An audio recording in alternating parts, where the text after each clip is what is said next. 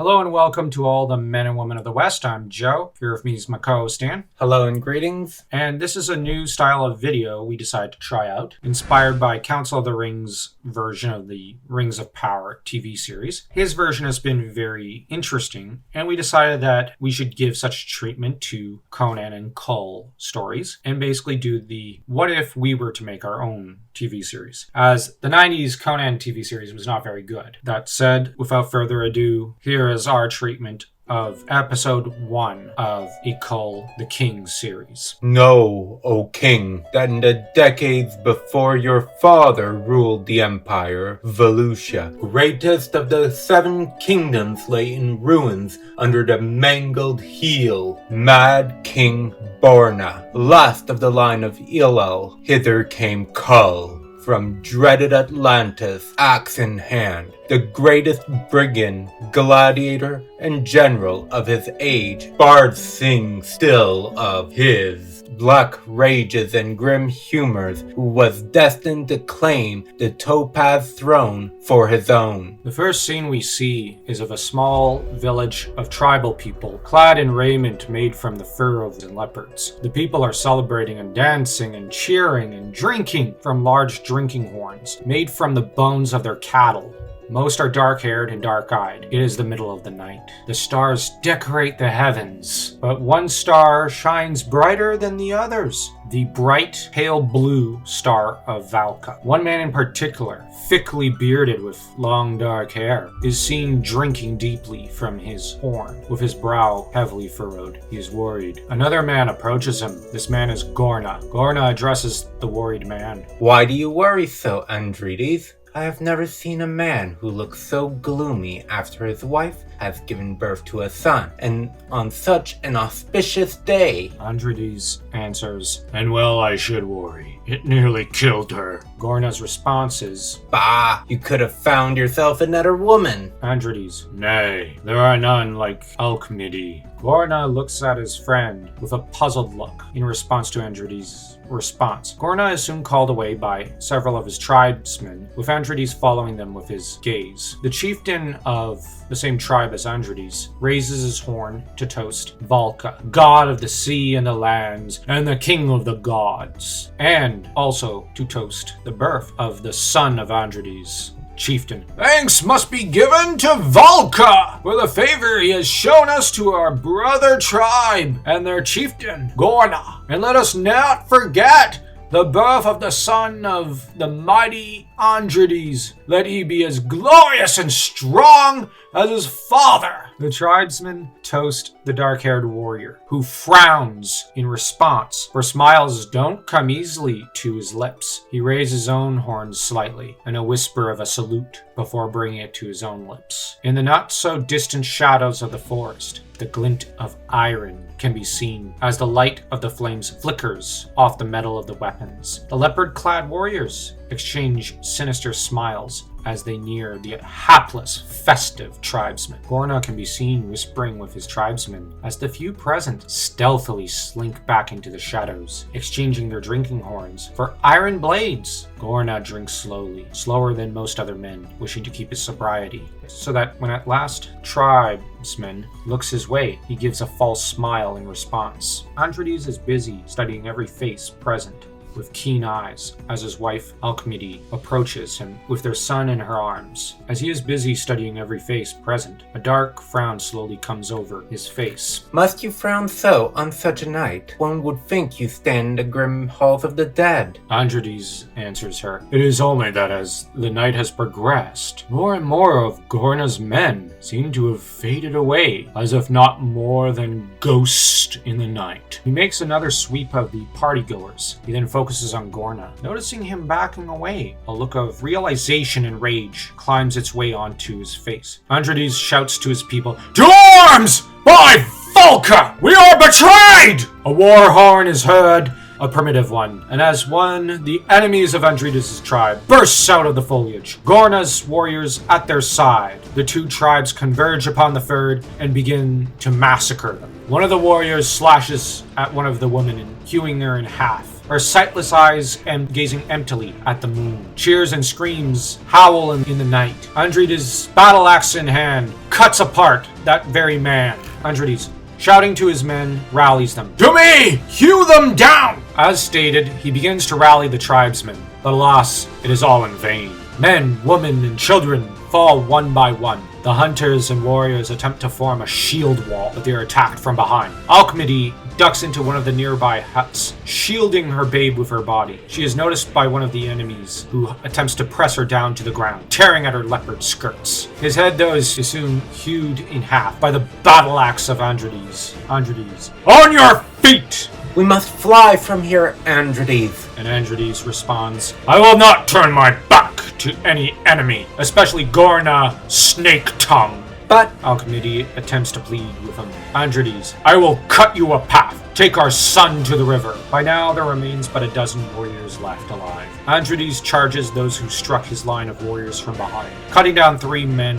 one after another, with the same number of axe swings, before yelling over his shoulder, Go! Now! Alcmede takes flight, grabbing as she goes a basket, before running downhill. Down the path, she races for several minutes, wherefore she arrives at the river in question, panting. The basket is full of apples. Glancing over her shoulder, fearfully, Alcmede swiftly puts the basket in the water, then deposits her son into it, whispering to him, remember thy kin and thy father, and avenge us, Kull. An enemy tribesman spots her. There she is! Submit, Alcmede! Gor-Na shouts at her. Kull's mother unsheaths a dagger, one used for the gutting of animals. She goes to attempt to strike at Gor-Na, but one of the warriors throws his spear through her heart with little difficulty and with precise aim. Alcmede, gasping her last breaths, glares into the eyes of Gor-Na. On Valka's crown, my son shall, with unbroken chains, snuff out your last breath, neither on these lands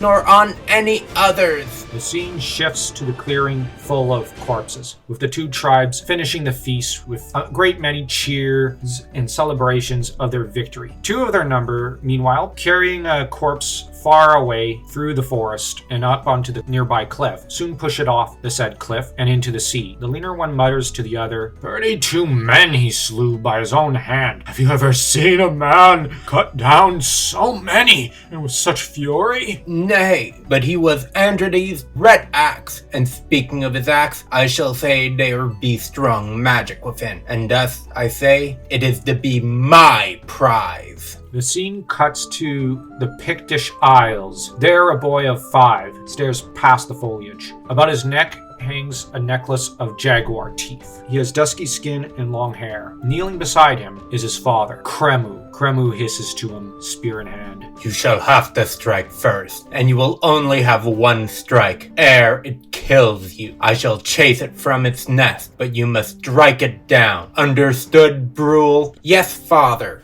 The boy is as calm as he could be. Kremu sneaks stealthily through the foliage, as calm as a jaguar on the prowl. Kremu's spear flashes through the air of the early morning. A startled cry and roar echoes across the jungle as a not yet full-grown leopard leaps out of the trees towards Brule. Where most boys might shrink, cower, or hesitate, Brule does not. With a roar that brings to mind a once caged lion newly unleashed, he strikes out with his own spear, stabbing the beast through the throat. The leopard takes a swipe at the boy in spite of the small spear that has gouged its way through its throat, striking with its grisly claws. But Brule is faster, letting go of his spear, leaping back when suddenly a spear stroke pierces the feline's heart from behind. It is from Kremu. The warrior stands on a nearby branch. With a grunt, Kremu descends from the tree, approaches, and kneels down, pulling out his son's spear and his own from the carcass, only to then scowl at the boy. Never let your spear go unless you intend to throw it, and even then, you must not allow your enemy to survive such a blow. Brule's blue eyes flash with anger. If I were to keep hold of my spear, then its claws would have gouged me.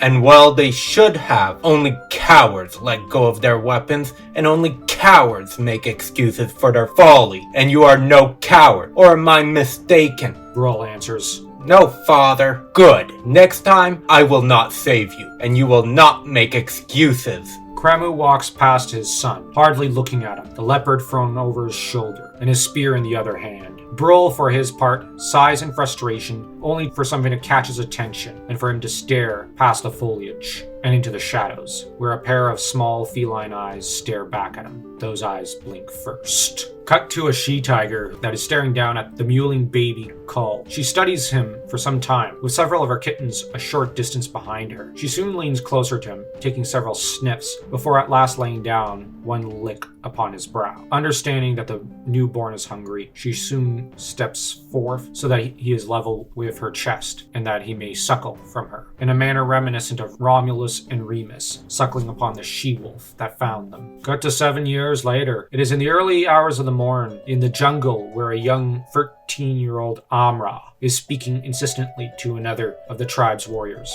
I say to you, I have seen it. There is a boy by the river eating with the tigers. The first hunter says to him, "The tigers do not raise boys, they devour them." And the second hunter says, Could be a child of the striped goddess. Hunter 1, "But she never takes a man for a mate." Hunter 2, I am not so certain. Remember Androdes? I have heard tell that he was once her mate. Hunter 1, irritated, "And I have told you that is mere superstition." At this moment, Gor-Na interrupts them. We are moving the settlement. That is if you three are quite finished gossiping like women. Amra's response is, But I saw him. Gor-Na, with a startled look, turns to glance at Amra. Of what do you speak of, Amra? The boy, the tiger Cub Boy. I have seen him. At these words, one of the hunters looks apologetically to the chieftain. The first one, the hunter in question, grunts, "He's been muttering that since he went to fetch water from the river." Gor-Na's answer is, Stifle that noise. You will take 2 others and head down there. It could be one of the southern tribe boys. The hunters make their way east through the foliage, 2 with a spear, the third with a great axe in hand. They arrive at the mouth of the river to find the bones of an antelope. Inspecting it, they discover it to be freshly eaten. From the nearby shadows, a pair of dark, burning eyes look upon them. Not far from those eyes, the tigress turns away, preferring to head deeper into the jungle, aware of the danger these men can pose. The youthful human eyes, though, never leave the trio of hunters. He goes to follow after his mother when one of the hunters detects the movement. Raising his head up suddenly, the man in question approaches the foliage at a slow pace, hardly daring to breathe. Gathering his courage, he strikes out with his spear into the shadows, only to discover nothing there. From up above him drops a shadow, armed with a large, if rather pointed, rock. Cut to a close-up of the horrified faces of the 2 hunters as they look up away from the corpse of the animal they were hunting, and freeze as they hear the cries of their fellow tribesmen that is abruptly cut short. The 2 men are left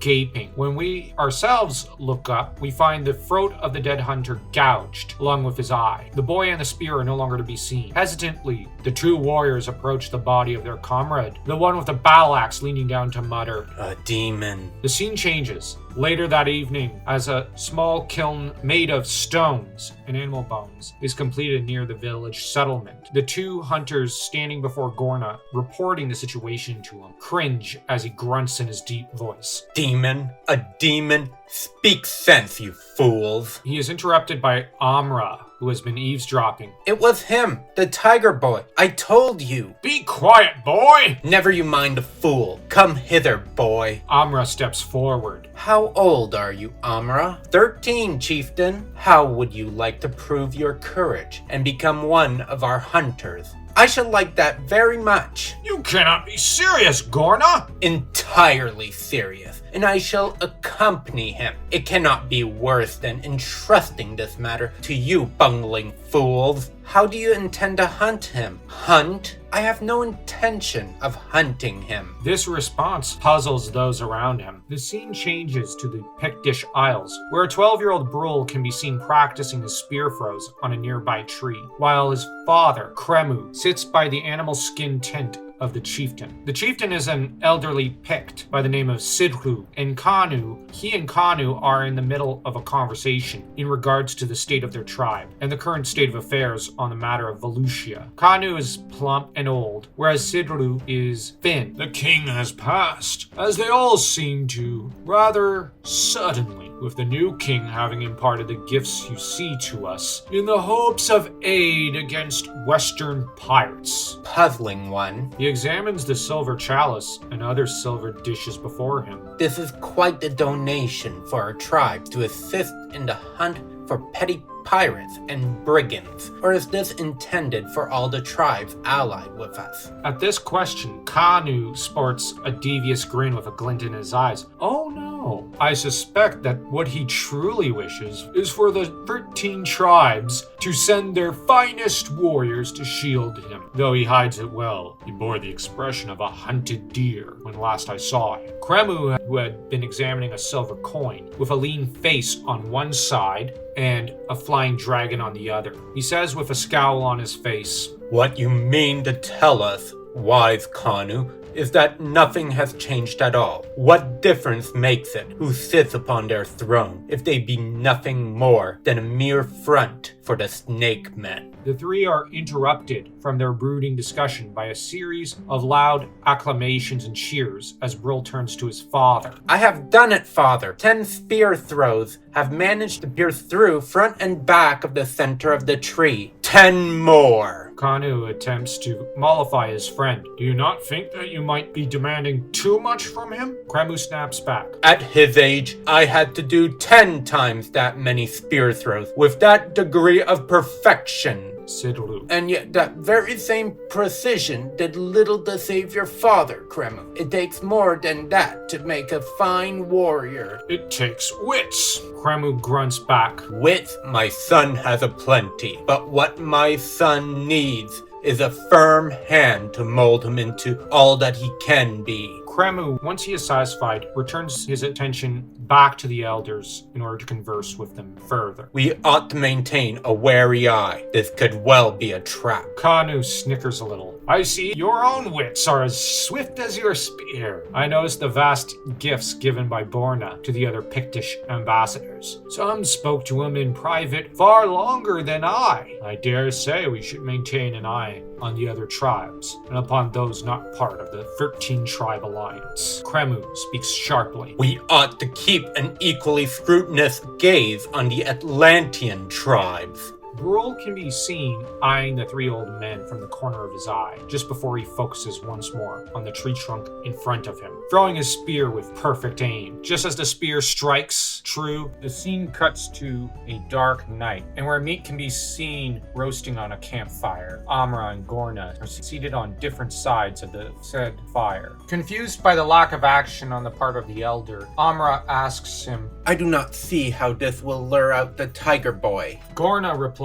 coldly, You will, for no youth can resist his desires. As he is speaking, from the foliage, gazing at them, is the youth in question. He stares at them uncomprehending, unable to understand why they are merely sitting there. He fingers his newly acquired spear. Little does he realize that he is falling into Gor-Na's trap. With Gor-Na's eyes on the flames, he mutters to himself. This reminds me of a night, years ago, near the very valley you discovered this wild youth. Amra asks of him. What night? Was it centuries ago? Gor-Na snaps at him. Of course not, you dullard, but it was a good memory. Gor-Na takes note of the nearby boy approaching them with his spear held at the ready and a gleam in his eyes. Gor-Na orders Amra. Hand him a hunk of the deer. Amra gets nervous. Me? And why do we have to share our meat with him? Gor-Na says scornfully. Because I need both arms to seize him and disarm him. Amra responds. Will the plan work? He just heard you say it. Gor-Na replies confidently. Of course it will. He is more beast than man, and he can hardly grasp our words. At these words, the boy grabs at the smoked meat, sniffs it, and looks at Amra eating another piece of the meat. The boy, then realizing what it is, devours greedily the food that was handed to him. Before he is finished, Gor-Na makes his move, after slinking behind the boy quietly with his own spear at the ready. The boy soon takes note of the trap, and before he can turn around, Gor-Na, who is faster and spear in hand, cuts down the head of the boy's spear. Wherefore he attempts to grab at it, only for the child to bite into his wrist. Gor-Na cries out in pain and in a rage punches the child, loosening some of his teeth with with Gor-Na launching a series of blows, knocking the child unconscious. Amra attempts to stop him, calling out his name. He is thrown aside as Gor-Na continues to unleash his wrathful blows upon the unconscious boy. After a couple of minutes, he stops, while huffing and puffing like a worn animal. Gor-Na snarls at the hurt Amra. Rope, you idiot! Amra goes for the rope and presents it to Gor-Na, who swiftly binds the child's wrist and ankles, with Amra asking of him in a hushed tone, Who is he? Who are his parents? Gor-Na says quietly and yet thoughtfully, That I do not know. Likely came from further downstream from the south, but he is swift and already blooded. Picking the boy up, he takes him away from the clearing. The next scene shows the boy bound to the pole in the middle of the settlement. Snarling, he is suspicious of all those around him. One of the women asks of Gor-Na, Who is he? Where did you find him? Amra answers excitedly, I did. I may not be one to boast, but I aided in capturing him. Gor-Na scornfully says, The empty-headed fool did nothing. Amra deflates, looking hurt and annoyed, as one of the women asks uncertainly, What is to be done with him? And a hunter says, We ought to kill him, or feed him to the tigers. And the hunter with the battle axe replies, But they are his kin. Likely they will free him and come at us with a vengeance. Another hunter asks, What is to be done, Gor-Na? Gor-Na studies the boy, recalling the memory of a woman calling a baby Kull, and he smiles. Ask of our brother tribes if they have misplaced a child. If not, then we claim him as our own. One of our own? But, says one of the hunters, The youth is no older than 4 or 5 summers, and he is already blooded. Imagine him fighting for our tribe. When full grown, a woman comments, I can only think one of us will have to take care of him. He must be mute. Are we to teach him our ways? And what are we to call him? Amra says eagerly, I can teach him to speak. May we keep him, mother? Gor-Na says mockingly, Kull. We shall call him Kull. The scene moves forward to 7 years later. There are screams and battle cries and blood spilt everywhere as Gor-Na's tribe strikes at its enemies. A Lemurian pirate crew are in the midst of being pushed back to their boats. The Lemurians leap onto the boats, half their numbers left in the valley where the shoreline is. Leaving, one of the Lemurians looks up past the warriors to the beach, where one of the few female crew members has washed ashore and is kneeling beside one of the Lemurian corpses with a grief-stricken look in her eyes. She is soon caught by Gor-Na and some other women who recognize her as one of their own, whereupon an argument breaks out among them. Not that she pays them any mind, stricken with grief for her fallen husband, a Lemurian pirate. Kull, though, pays them no mind, and simply stares out at the sea. His eyes are far away. Noticing his entranced look, Amra calls out his name and shakes him, asking him, What is the matter, Kull? The sea. It has never looked as it does today. It is the sea. What of it? I never knew it could look and sound so apart from all else. I have never felt thus since I ran with my mother and my brothers and sisters in the jungle. Far away from the warriors, Gor-Na calls out to them, praising their courage and telling the men to continue with the hunt as they were. All are free to proceed as they please, save Kull, who stares at the sea. It feels as though Valka himself is calling me out to the sea. The scene cuts to a campfire on a cliff where Gor-Na, Amra, and Kull are seated facing one another, with Kull visibly unimpressed and displeased with Gor-Na and Amra visibly irritated. The sun was setting. A last crimson glory filled the land and lay like a crown of blood on the snow-sprinkled peaks. The three men who watched the death of the day breathed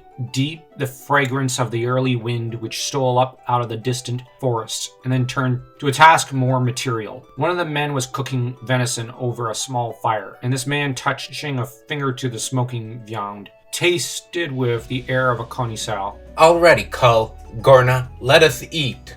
Good, said he. I am hungry. When were you ever otherwise? Jeered the first speaker. When I am fighting, Kull answered seriously. The other shot a quick glance at his friend as to fathom his inmost mind. He was not always sure of his friend. And then you are blood hungry, broke in the older man. Amra, have done with your bantering and cut us food. Night began to fall. The stars blinked out. Over the shadowy hill country swept the dusk wind. Far off, a tiger roared suddenly. Gor-Na made an instinctive motion toward the flint-pointed spear which lay beside him. Kull turned his head, and a queer light flickered in his cold gray eyes. "The striped brothers hunt tonight," said he. They worship the rising moon. Amra indicated the east, where a red radiance was becoming evident. "Why?" asked Kull. "The moon discovers them to their prey and their enemies." Once many hundred of years ago, a king tiger pursued by hunters called on the woman in the moon, and she flung him down a vine, whereby he climbed to safety and abode for many years in the moon.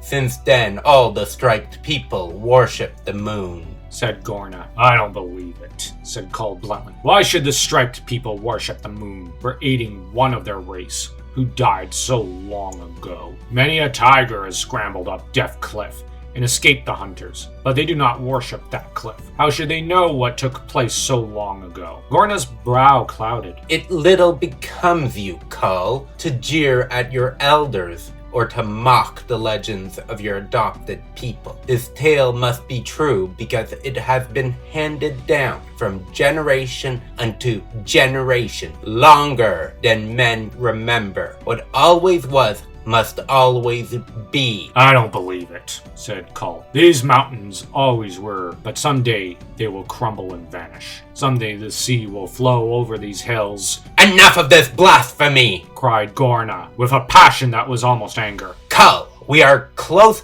friends, and I bear with you because of your youth. But one thing you must learn: respect for tradition. You mock at the customs and ways of our people, you whom that people rescued from the wilderness and gave a home and a tribe. "I was a hairless ape roaming in the woods," admitted Kull frankly and without shame. "I could not speak the language of men, and my only friends were the tigers and the wolves. I know not whom my people were, or what blood am I." That matters not, broke in Gor-Na. "For all you have the aspect of one of that outlaw tribe who lived in Tiger Valley and who perished in the Great Flood. It matters little. You have proven yourself a valiant warrior and a mighty hunter. Where will you find a youth to equal him in throwing the spear or in wrestling?" broke in Amra, his eyes alight. "Very true," said Gor-Na. "He is a credit to the Sea Mountain tribe, but for all that he must control his mouth and learn to reverence the holy things of the past and of the present." "I mock not," said Kull without malice, "but many things the priests say I know to be lies, for I have run with the tigers, and I know wild beasts better than the priests. Animals are neither gods nor fiends, but men in their way without the lust and greed of man." "More blasphemy!" cried Gor-Na angrily. "Man is Valka's mightiest creation!" Amra broke in to change the subject. "I heard the coast drums beating early in the morning. There is a war on the sea. Volusia fights the Lemurian pirates. Evil luck to both!" grunted Gor-Na. Kull's eyes flickered again. "Volusia, land of enchantment. Someday I will see the great city of wonder." "Evil the day that you do," snarled Gor-Na. "You will be loaded with chains, with the doom of torture and death hanging over you. No man of our race sees the great city safe as a slave." "Evil luck attend her," muttered Amra. "Black luck and a red doom," exclaimed Gor-Na, shaking his fist towards the east.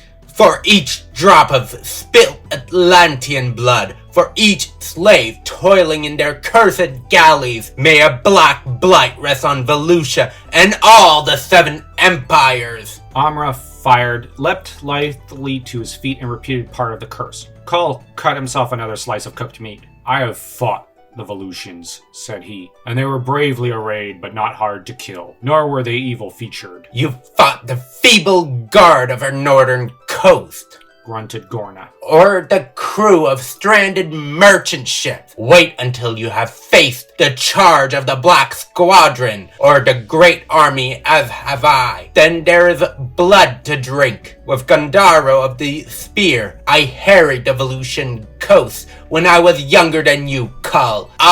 We carried the torch and a sword deep into the Empire. 500 men we were, of all the coast tribes of Atlantis. 4 of us returned, outside the village of Hawks, which we burned and sacked. The van of the Black Squadron smote us hard. There the spears drank and the swords were eased of thirst. We slew and they slew, but when the thunder of battle was stilled, 4 of us escaped from the field, and all of us sore wounded. Escalante tells me, pursued Kull, that the walls about the Crystal City are 10 times the height of a tall man. That the gleam of gold and silver would dazzle the eyes, and the women who throng the streets or lean from their windows are robed in strange, smooth robes that rustle and sheen. Escalante should know, grimly said Gor-Na, since he was slave among them so long that he forgot his good Atlantean name, and must forsooth abide by the Volusian name they gave him. He escaped, commented Amra. Aye, but for every slave that escapes the clutches of the 7 empires, 7 are rotting in dungeons and dying each day, for it was not meant for an Atlantean to bide as a slave. We have been enemies to the 7 empires since the dawn of time, mused Amra. And will be until the world crashes, said Gor-Na with a savage satisfaction. For Atlantis, thank Valka, is the foe of all men. Amra rose, taking his spear, and prepared to stand watch. The other 2 lay down on the sward and dropped to sleep. Of what did Gor-Na dream? Battle, perhaps? Or the thunder of buffalo? Or a girl of the caves? Kull, through the mists of his sleep, echoed faintly and far away the golden melody of the trumpets. Clouds of radiant gold floated over him. Then a mighty vista opened before his dream self. A great concourse of people stretched away into the distance, and a thunderous roar in a strange language went up from them. There was a minor note of steel clashing, and great shadowy armies reigned to the right and the left. The mist faded, and a face stood out boldly, a face above which hovered a regal crown, a hawk-like face, dispassionate, immobile, with eyes like the gray of the cold sea. Now the people thundered again. Hail the king! Hail the king! Call the king! Kull awoke with a start. The moon glimmered on the distant mountain. The wind sighed through the tall grass. Gor-Na slept beside him, and Amra stood, a naked bronze statue against the stars. Kull's eyes wandered to his scanty garment. A leopard's hide twisted about his pantherish loins. A naked barbarian. Kull's cold eyes glimmered.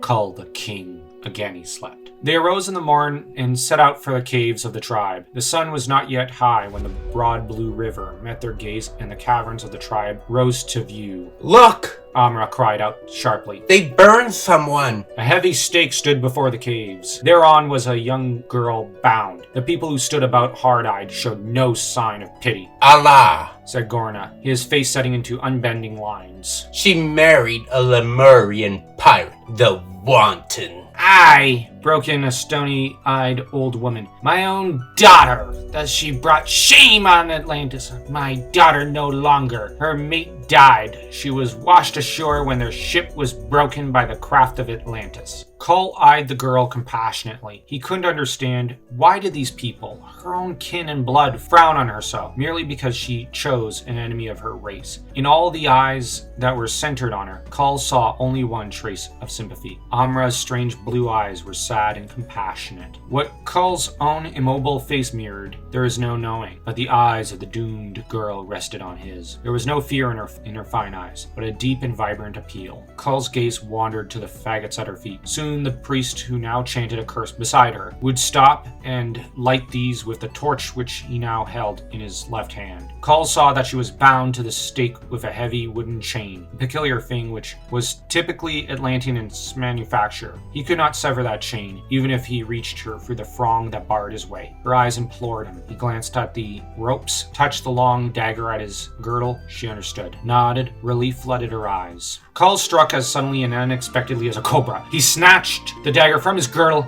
and threw it. Fairly under the heart it struck, killing her instantly, while the people stood spellbound. Kull wheeled, bounded away, and ran up the sheer side of the cliff for 20 feet like a cat. The people stood, struck dumb. Then a man whipped up bow and arrow and sighted along the smooth shaft. Kull was heaving himself over the lip of the cliff. The bowman's eyes narrowed.